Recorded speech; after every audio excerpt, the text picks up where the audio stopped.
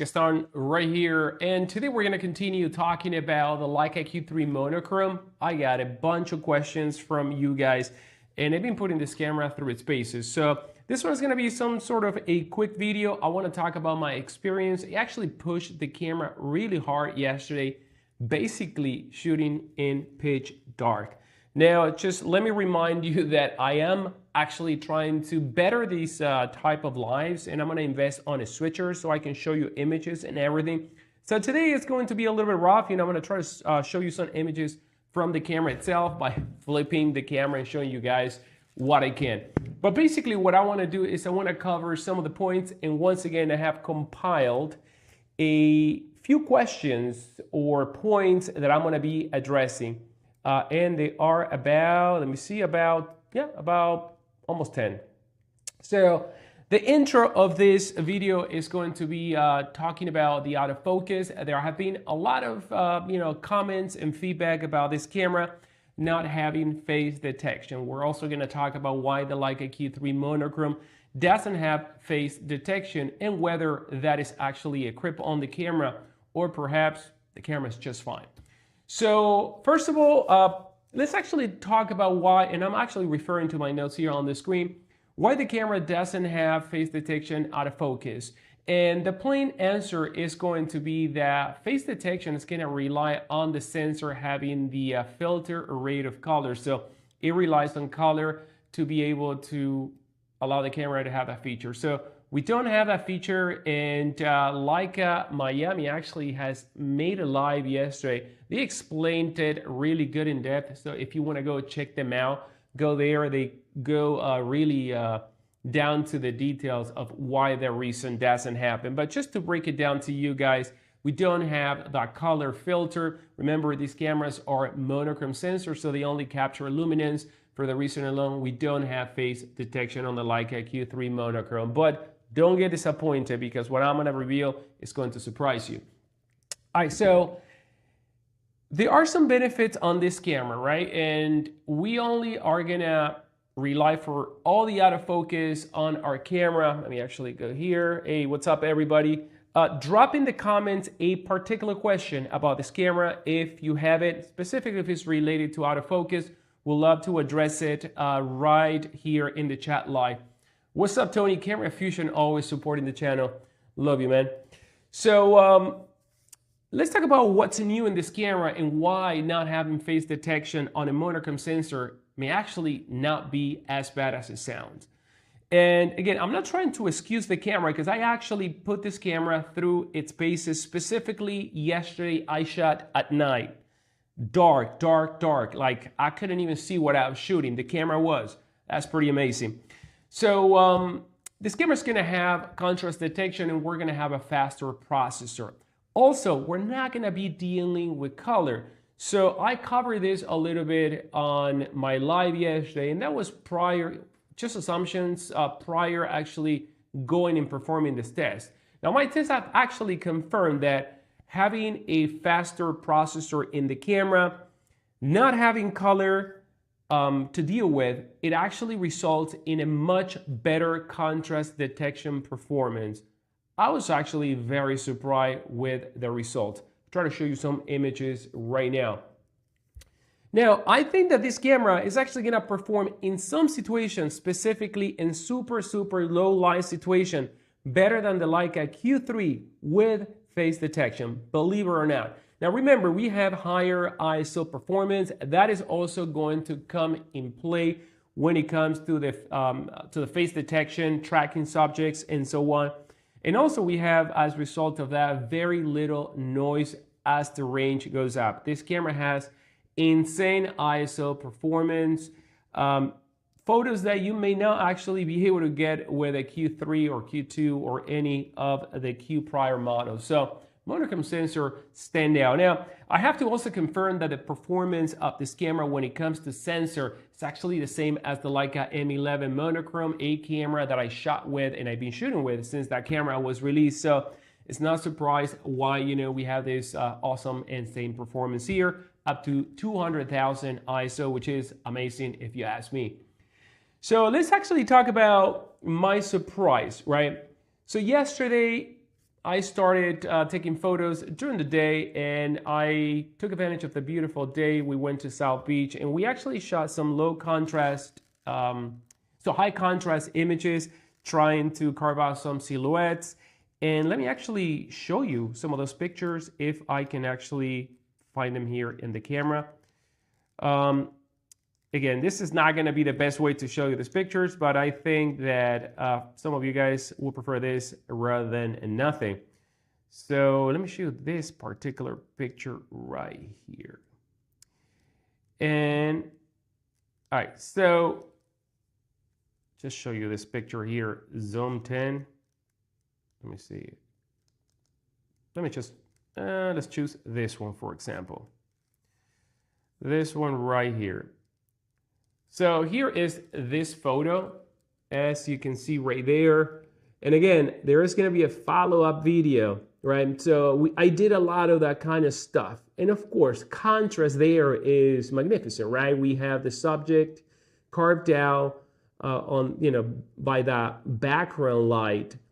And of course, the camera did not even flinch. Now, the one thing that surprised me, that even though the figure, as you can see right here, and this is no processing, guys, this is straight out of the camera, I actually was minus maybe 3 stops.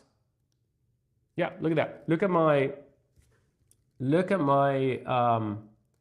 hold on. See, the Sony is having some problem focusing right now. Look at my, my exposure compensation there, almost all the way to the left. So my surprise was that even though the face was completely black, the silhouette was completely black, the camera was able to actually find the eye and track it. Now, on the Leica Q3, usually when that happens, that's not necessarily tells you that the image is going to be actually in focus. A lot of the time, the Q3 sees the eye, you take the photo, and the photo is not actually in focus, and that's even when you have plenty of light. Now, to my surprise is that when I've done some of those tests, I would actually go and zoom in the picture and try to recover in post, and the eye was in focus. Now, once again, I'm actually going to show you a close-up of that photo again, right here. I mean, that's the face. You can see the eye. I mean, you cannot see the eye. It's just all black. The camera somehow managed to find that eye. And if I would recover that, that from the shadow, you can kind of like see the eye in focus. So that was actually really, really promising. And the light kept on diminishing. So I did a lot of tests. I did tests just to see how the face will be tracked with some busy background. And I actually went to a situation here where, let me show you. Let me see if I can find that. Where the subject was confused. Let me see. All right, so look at this photo. I mean, look at that photo shot in portrait mode. As you can see right there, there's a subject right there, and I'm actually gonna zoom in now all the way to the face. And again, look at that. I'm actually zooming in really, really close. The face is completely sharp, and there's a lot of distraction there, and I have face detection, and my camera found the face all the way back there. And when I zoom in, the face was in focus. Now I have to mention this because of course, there is contrast and all that, but just to find the face among a lot of noise in the background, I cannot wait to get the switcher, guys. So I apologize for doing it this way, but I will get it and I'll be able to show you the pictures on the computer. Got to start somewhere, right? So with the Leica Q3, a lot of these tests may not actually result as accurate, and I would have to fire a bunch of shots. And I have to say that most of the photos that I've taken yesterday, the camera did exactly what I intended the camera to do. And that was quite surprising because for this type of out-of-focus performance, and even with Sony cameras, you guys know that I also shoot Sonys from time to time. Even the Sony with the greatest out-of-focus that it has, for example, the RX1R Mark III, can struggle in certain situations like this one. And I made a video reviewing the camera. I showed you guys some situations when I was in Switzerland testing the camera. I did a full video on the Sony RX1R Mark III, even on a cloudy day, not dark, the camera would actually struggle to find a face, not the Leica Q3 Monochrom. And again, all the tests that I have done yesterday were still stationary, and we're gonna have to see how this camera is gonna behave when it comes to tracking subjects and so on. But let's actually continue with the points that I wanna cover today. I hope I'm not gonna make this video too long today. And again, if you have any questions, please drop them in the comment down below. Short Figure 69, morning gets done. Have you tried this with a color filter yet? No, sorry, autofocus question. Yeah, okay, color filters. So I've done color filters in the past with a M11 monochrome. And what I find with color filters is that color filters, in my opinion, they're great for film when you actually want to bake in the look. But working with files with such an amazing great ability, flexibility, I just don't find the point on filters. I can actually do exactly the same thing that I do with filters with a turn curve, for example, by targeting different grades from white to dark and basically lifting or darkening what I want. And that's pretty much what color filters do. Some colors darken the blues like in the sky, some other ones affect the foliage. I can do all that stuff, most of that stuff in post, and I much rather have a file that's neutral, that I can do what I want, rather than maybe super underexposing a file. But yeah, it's possible. And here's the thing, I find that monochrome files, and this goes to answer to shorts, I find that with monochrome files you have so much recoverability in post, like 4 stops, like no problem, maybe even more. So even if you use a filter and you overdid something, there's always that chance that you'll be able to correct it. But I much rather have my files unmolested when it comes to that. But again, yes, you could put it. A lot of people do it. Just monochrome files will require some tweak to get the most out of them. But some people like the look straight out of the camera. Tends to be a little bit muddy and muted, but if that's what you're into, go for it, and color filters are going to be good. But that's my take. I know a lot of people use them, and I've seen great work with color filters. All right, so again, any other question, let me know in the comments.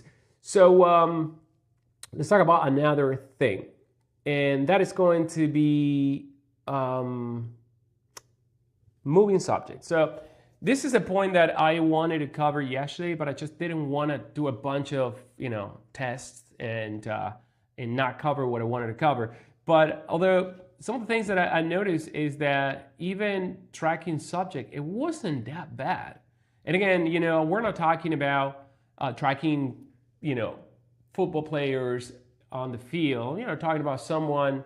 My subject coming into the position that I wanted to take the picture, and the camera being able to keep up. Have not done extensive testing, but I'm assuming that when it comes to tracking, it's going to depend a lot in the lit situation, in the light situation, how the subject is being lit. But remember, you have a better processor than on the Leica Q2 Monochrom. We have the Master 4. So I may actually find some surprising results that I'll be sharing with you guys. But I have to say that even on the Leica Q3, tracking, it's not its forte.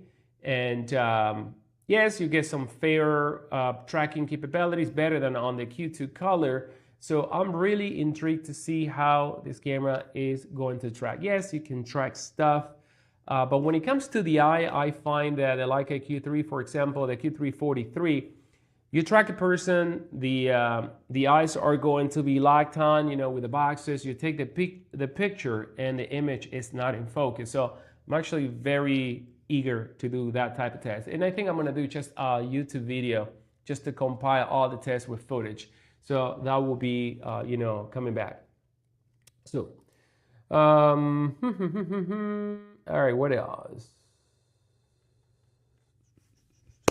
Let's actually talk about where I think this camera shined, and at least yesterday. And yesterday, I wasn't going for winning awards with my photos. I was just taking a bunch of photos to put the camera in certain situations. So a lot of things that I did may not actually entail to a real real life scenario, but, wanting to stress the camera. And one of the things that I've seen is that, of course, having a monochrome sensor, the camera actually worked flawlessly in high contrast scene. Of course, contrast detection, high contrast, you're not going to have any problem. And that's a lot of the photography that I do. And of course, this camera can be stepped down all the way to f16. You're going to get an amazing image, and that's what I prefer to do when it comes to street photography. But I shot a lot wide open with this camera, and surprisingly, the camera did amazingly good. Again, based on my experience with the Leica Q3, I think the Q2 actually outperformed the Q3 in many situations where focusing with the Q3 may be a little bit more challenging. And again, there's going to be an upcoming video about that. All right, so let me actually compare it to my experience with the Leica Q2 Monochrom, which I still have here, and I am going to send to Leica tomorrow because I'm parting ways with a camera. That's how I'm financing this one. And it is that the Leica Q3 Monochrom, I did not think that it was going to be such a leap into performance. I got more keepers, when it came to autofocus, although I use this camera a lot manually. But yeah, I got a lot of keepers. Shooting wide open is no problem for this camera. It's actually really, really good. And the image stabilization in this camera is great. Yeah, great. Low shutter speed, handheld, really good. And yeah, I was actually really pleased. Now, using this camera with a tilt screen for street was a game changer for me. And I mentioned this in the prior video. A lot of the photos that I take are, let me show you, a lot of my photos entail me just shooting very, very down low. And, that's kind of like what I like to do. The camera is actually aimed lower. I took this shot with the M11 monochrome, but this type of shots are going to be so easy to me to pull with the Leica Q2 Monochrom, Q3 Monochrom, because I tilt the screen, don't have to engage in weird positions, and that's actually awesome. Just another shot right here. The camera is very down low, almost ground level. So that's why I was very excited to trade the camera. At one point, I didn't think that I was going to be doing this, even this portrait. Even for a portrait like so. Even though this one is a 20 millimeter, I'm actually angling and approaching the model from the bottom. I'm probably at her waist level right now, crouching all the way. And for me, the tilt screen is just a tool that I need. Here we go, another photo right there, taken also from under, and on top of that, the camera is at an angle. So I leverage the screen a lot, guys. Here's another one, this one too. Camera is angle really, really low, and for me this is awesome.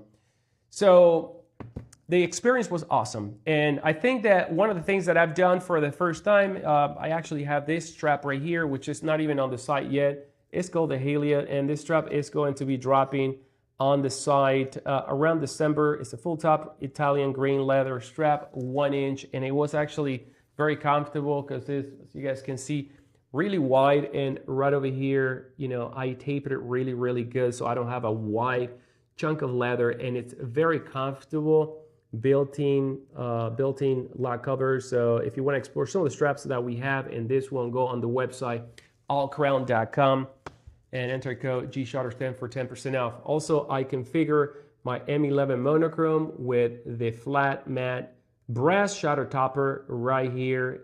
I think it kind of like finishes it off. And this is one thing that I believe the Q2 Monochrom doesn't have. The Q2 Monochrom doesn't have the threaded soft release. So on the Q3, you can put a shutter release, and I have it on all the cameras. And right here, I have the All-Crown hot grip that allows you to also fire flash with it if you want to. And this one, we designed it with a round edge. Let me show you this. So a round edge, so it doesn't poke you when you're carrying the camera. A lot of people mention that they don't like thumb grips when it pokes, in the hip. This one doesn't do that. But so on. Coming back to the Leica Q3 Monochrom, another thing that I noticed that it performs a little faster, where I actually saw some lag, is tapping focus on the screen. This one performs a lot faster, hence, the faster processor. Very little hesitation, no bugs whatsoever. This is so surprising. I didn't find a single bug in the camera. Well, there's actually that, I think Leica has been doing it in my prior video. I thought it was a mistake, but I know that it does it on all the cameras because I try on my SO3 and my Q3. Once you engage in eye detection, you cannot toggle focus, meaning recall the focus to the center, which is something that came through one of the latest firmware, where you can center the box of focus in the center. Let me show you what I mean by this. So I am going to set the camera in face detection. All right, so we are in face detection right now. Now, I'm gonna do this so you can see the cross right there? Look at the sensor. I'm covering the lens and you can still see light. It's just freaking unbelievable. Oh, wow. So you see that cross right there? If I would actually, there you go. Hold on. There you go. So if I would actually move this, I actually have set up this button to recall the focus, but it doesn't recall it to the center, right? I'm pressing it and it doesn't recall it. Why it doesn't recall it? Because I'm in face detection. But check this out. If I actually triple tap here, see? It recalled it in the center. So I posted about this and I'm like, okay, so if I can do it through tap, why not enable toggle focus point even when you're in face detection? Because face detection will engage when it sees a face, but if there's no face, you could use it as a, the center focus and aim whatever you want. And if you were actually tracking a subject and that moved the focusing point to the side of the screen, and all of a sudden the subject is gone and you want to resume to focus something, there's not a way to recall it with a toggle mode. So this is for Leica. I think you guys have to enable the toggle focus point even in eye detection. There's no reason why you should not allow the camera when you are in eye detection not to recall the focus point through the button, because you could do it by triple tap. So that's just a feedback for the Leica's engineer. I think we need that. I need it. I found myself yesterday a bunch of times wanting to activate that function, and I have set it up right here to this button. And the hot grip has a rocker switch, which makes it a lot easier to locate either thing. You just basically feel that wheel and then slide to one side, slide to the other. It's the rocker rather than pushing buttons like some of these thumb grips. So I configure that to that, and the other one I have configured either to magnification or to the autofocus mode. All right, so who is this camera for, right? It's not gonna be any different than the Leica Q3 Monochrom. And this camera is gonna be for those folks that love to embrace black and white photography and those that love to, do a lot of environmental stuff, because at 28mm, you are gonna have to, engage pretty close if you wanna have subject and you wanna have some, a little bit of the context. So at 20mm, I think this camera, of course, once again, it's aimed to street photographers and travel photographers and anyone that, entails a little bit of their composition, of the surroundings in their composition. But also it's gonna be a camera for those that shoot in tight spaces or in close proximity to their subject, because of the 28mm. And there are a lot of people that are asking, is Leica going to release a 43mm? And I think that, of course, they will. I tell you what, basically, the more cameras they can bang out of a sensor, I think that that's a great business decision, right? Because you already have a sensor. You can just create a new SKU by simply putting a lens that you already have in stock. There's not much to reinvent here. So I think that the Leica Q3 43 could be a camera that we could see in 6 months from now. A lot of people have said that. Leica listens to the community. For a fact, that camera is coming out. And I think that they should release that camera. And let me know in the comments what you think about this. I think that that camera should be released in the reporter version. So now you have the whole blacked out 28mm Street Ninja style and the 43 Monochrome Reporter Edition. Y'all know people are gonna go crazy for that camera. And probably I'm gonna be one of those disciples going crazy for it. Gotta think about what camera would I sell to fund it. But the Q3 43, it's a great focal length. It's a much more versatile focal length for some people because And again, depending on what you shoot, right? But the 43 allows you to carry it, shoot color, shoot black and white. 43, it's not 50, it's not 28, it's somewhere in there. And it became a really popular focal length. I think that the Leica Q3 43 maybe has outdone the Leica Q3 in sales. I don't know, because everybody that has a Leica Q3 these days go for the 43. So I'm going to continue answering some of your questions here. And wow, the live says that I have excellent connection. That's awesome.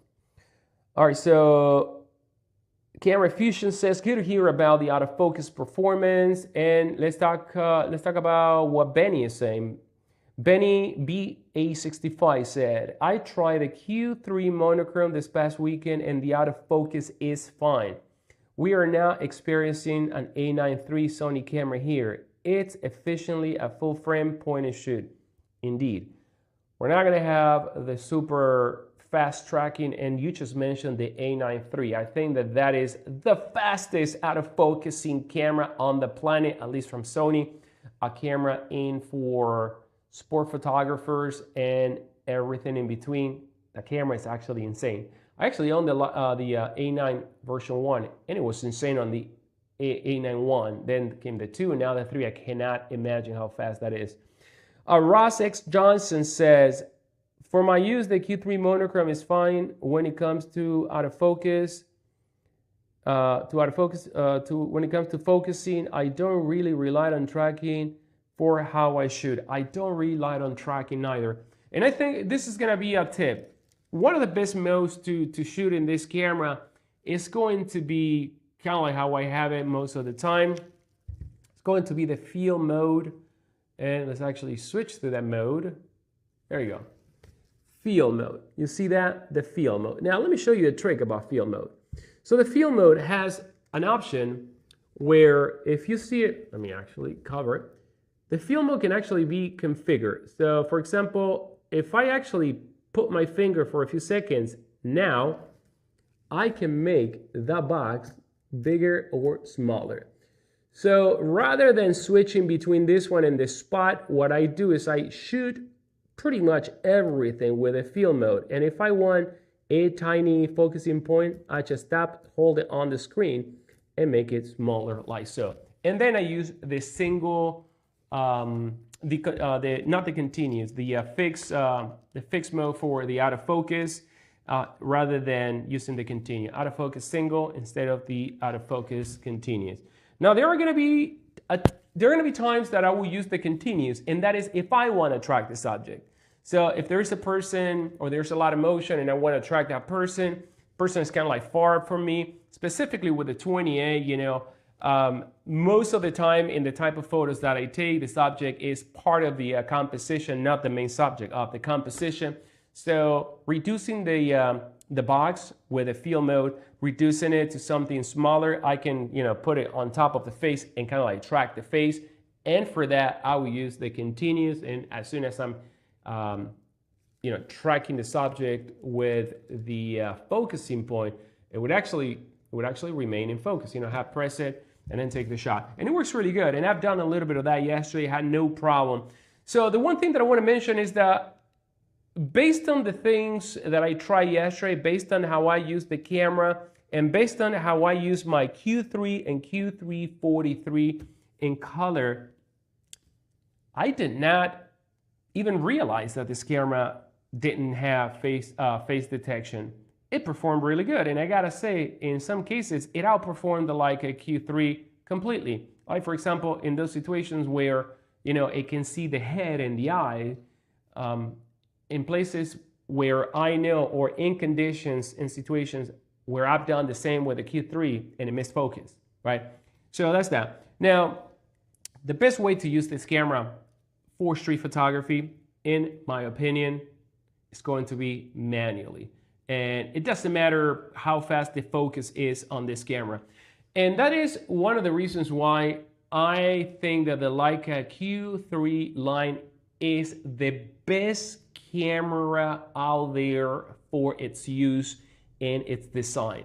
No one has actually made a much more complete camera for the type of use of street photography, travel, fast-paced shooting, because it is the only camera that I know of that has a lens designed like an M lens, like a manual M lens, that can actually become out of focus, manual focus, that has this tab that once you detach it or delatch it, it becomes a manual lens, and the experience of using this lens is as almost equal as using a manual lens from Leica. So you have the aperture ring right here, you go all the way to f11. During the day, that's what I do. Even f16, this camera does not feature any worse performance at f16.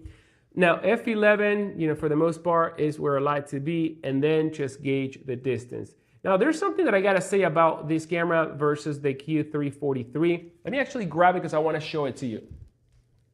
So here I have my Leica Q3 43. So when it comes to the distance scale, the Leica Q2 Monochrom has a very short, usable scale for me, for the way that I like to approach my scene.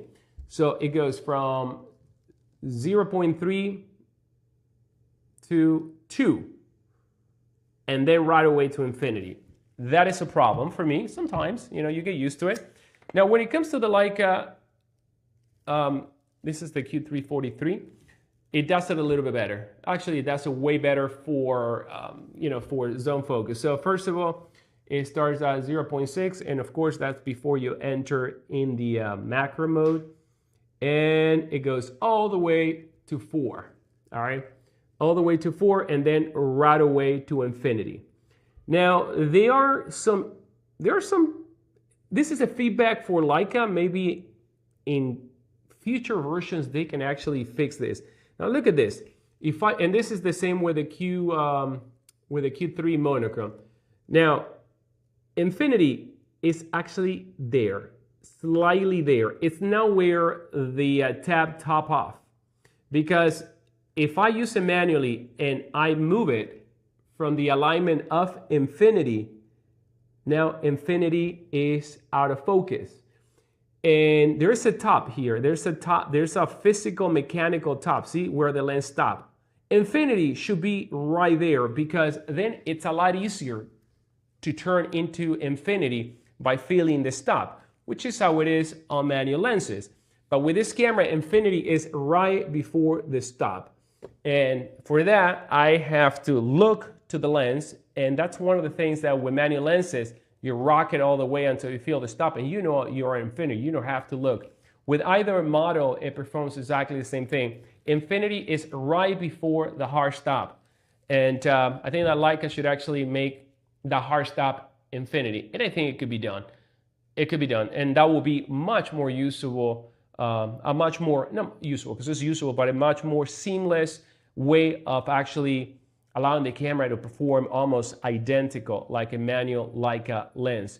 Now, if you see on the Q3 43, you go to 4 meters before it jumps to infinity, whereas on the Q2, it ends at 2 meters, and then everything in between. So you can have like a shorter margin here because of the focal length, but I don't know if anything could be done for that distance to be a little bit more granular. Probably, I think it can, because this lens is focused by wires. So rather than having 0.3, 0.4, 0.5, and so on, I would actually make those kind of like 0.3, 0.5, 1 meter, 2 meter, 3 and 4 meter if it's possible. I don't know if it's possible, but that would be awesome, because right now it's 2 meter.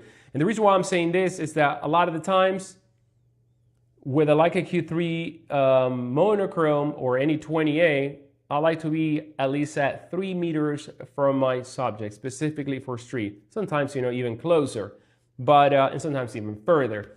So 2 is my maximum that I can tell, because from there, then it goes all the way to infinity. So if you're someone like me that you're used to gauging 5 meter, 3 meter, 1 meter, it's a little bit of a eyeballing game after the 2 meters. Where is 3 meters or 4 meters, for example, before infinity. But again, that's actually solved by shooting with a super narrow aperture like f11 or f16. All right, so we have some more, got some more here, comments from Too Wild D Live. It says, field mode is my go-to as well. Just joined. But what are your thoughts on using filters on the monochrome with those of a more tan complexion? Which ones would you recommend? Yeah, I just mentioned that point. I don't really like, no, it's not that I don't really like, I use color filters. I have a bunch over here. I actually don't like color filters, but you know, in my M11, sometimes I use some. I have all the colors. I think that yellow is kind of like a very forgiving color filter, maybe even orange. But what I was saying before is that everything that a color filter does, which it bakes it into the DNG, you could do it with a much more neutral DNG with no filter and do it in post, you know, and that way you have the flexibility of reversing the effect, right? Whereas with the filter, it's baked in. Although, like I mentioned before, the Leica Q3 Monochrom has such a great level of recoverability that you could do it, but you're actually going to have to work in reverse to fix it. So sometimes what I notice is that unless you want to shoot JPEGs, oh, and we got to talk about JPEGs because JPEGs in this camera are insane. Sometimes it's better just to shoot without it for me and then grade it, right? Now, if you want to achieve some of the effect of the filter, this is something that I would actually recommend that you explore, and I actually used it yesterday and tested it a bunch. So when you go to, I'll show you guys, go to menu and go to, let me show you, go to the page where you see JPEG settings. You see it right there highlighted? All right, so now you punch in and you go, I believe you go to the setting portion. No, that's not it. Hold on, where was it? Actually, here, I'm sorry. You go to Leica Looks and you go to the monochrome version, and then you have the option to adjust, and then you can play with all the parameters. You can tweak the contrast, which, by the way, I have it at +2 right there, and the highlight, which I left at 0, and the shadows, you can actually lift the shadows or darken the shadows if you want for a more high contrast effect, and the sharpness. So the only thing that I actually bumped was the contrast, and I left everything else at 0. It gives me the kind of like richness, and if I want to download some of the files on my phone, like I have done, and I was doing that a lot, you know, taking photos, downloading it on the phone, and looking at the effect. Let me see if I have one here. Yeah, so I was actually tweaking and checking, tweaking and checking, tweaking and checking. Let me show you.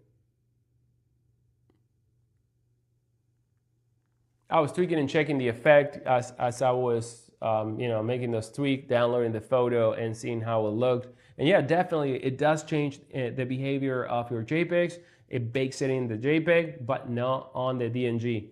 And it's good. So if you're someone that wants to kind of like get the look straight out of the camera, the JPEGs that you can make with any of the Q cameras are freaking outstanding. Really, really good.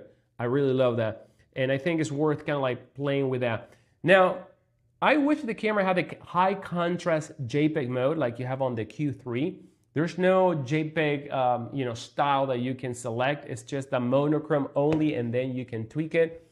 But I found that if I bump the contrast, and maybe if you lower the shadows, you get a high contrast JPEG that you get on a Q3. So really worth it if you're kind of like on a pinch, you want to take photos, send them to your friends, or upload them to social media, Instagram, Iris, whatever the case may be. It's actually pretty good. But again, filters for me, I just rather do whatever I want to kind of like tweak in post if I find a need, because monochrome files, in my opinion, you get the most out of them when you post-process them. And that's, you know, the reality for me. All right, guys, any other question about the camera? So in terms of optical quality, we have the same lens as the first Leica Q3. The same, great. This lens is just amazing. Even though this lens doesn't bear the Apple designation, of course, monochrome you won't see it, but on the Q3 color, this lens is as razor sharp as the Apple 43 little chromatic aberration. Yeah, this lens could easily be called a 20 Summilux Apple, in my opinion, because it's that great. Whether you shoot it wide open, you know, f/16, you're not gonna have any problem. So guys, these are gonna be my first conclusions. I'm putting more hours, you know, into this camera, and I just wanted to talk to you guys, give you some of my findings. These days, I'm so busy manufacturing, you know, with Crown, and that I haven't, you know, had a lot of time to sit down, shoot, and edit this video. That sometimes take me days. So I think that you're all gonna see a little bit more of live. We're gonna engage and talk and discuss, you know, more things together. But at a glance, actually, I'm glad that I traded my Leica Q3 Monochrom for this one. And I do leverage the screen a lot. And yes, there are some significant hardware performance, which not necessarily they are going to determine that you know, they're going to be a game changer versus the Q2. But for me, the screen was the one. I find myself going on the floor all the time, and now I don't have to do that with the 28. And yeah, I'm looking forward. I'll be shooting monochrome, yeah, for good. For a lot of time to go. And I think that this kit is actually awesome, you know. Q3 43, 20 monochrome, take me anywhere in the world, probably. I won't need anything else. So that's that. So guys, I believe the chat is going to archive and also populate, but if you are watching this after the live, drop your comments down below. I'll always go back and answer you know, as many questions. And if you have anything to suggest, any test that you may want me to perform on the camera or cameras, I'll do that as well. And I promise I'll bring the live streaming switcher so I can actually, you know, do this a little bit easier. But thank you for, you know, following me on a Sunday, guys. I'm gonna go and continue shooting with a Q2 monochrome. It is a great day in Miami, sunny, awesome. So I'm actually out of it, and let's actually end the stream. By the way, if you're wondering what software I use to stream, I use the creator apps from Sony, and I use the Sony FX3. I'm actually streaming directly from the camera. This is insane. I'm not even connected via wire or anything. Wi-Fi to my router to the world. This is freaking amazing. And now when I hit this button,